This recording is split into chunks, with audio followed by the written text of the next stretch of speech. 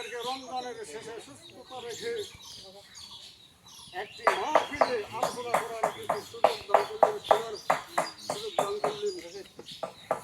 হে রব্বুল আলামিনের প্রশংসা করি এই জন্য যে আমাদেরকে পৃথিবীতে মুসলমান হিসাবে এবং আশরাফুল মাখলুকাত মানুষ হিসাবে সৃষ্টি করেছেন, সৃষ্টির সেরা জাতি। এই জন্য আল্লাহ পাকের প্রশংসা করি, বলি আলহামদুলিল্লাহ। মহামানব মুক্তির দূত সাইয়্যিদুল মুরসালিন রাহমাতাল লিল আলামিন, যাকে আল্লাহ পাক পৃথিবীর রহমত স্বরূপ সৃষ্টি করেছেন।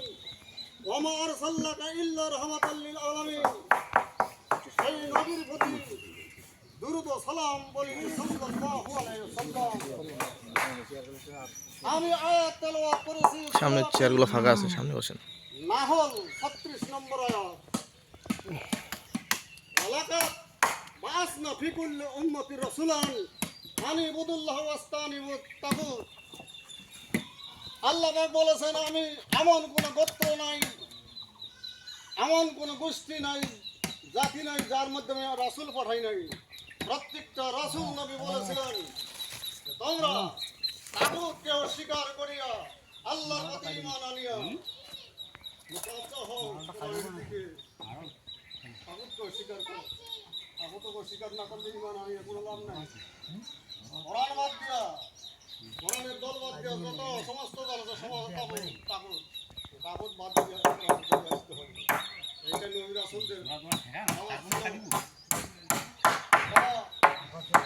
সূরা বাকারা 256 নম্বর আয়াতে বলা হয়েছে, লা ইকরাহা ফিদ্দিন, দিনের মধ্যে কোনো জবরদস্তি নাই।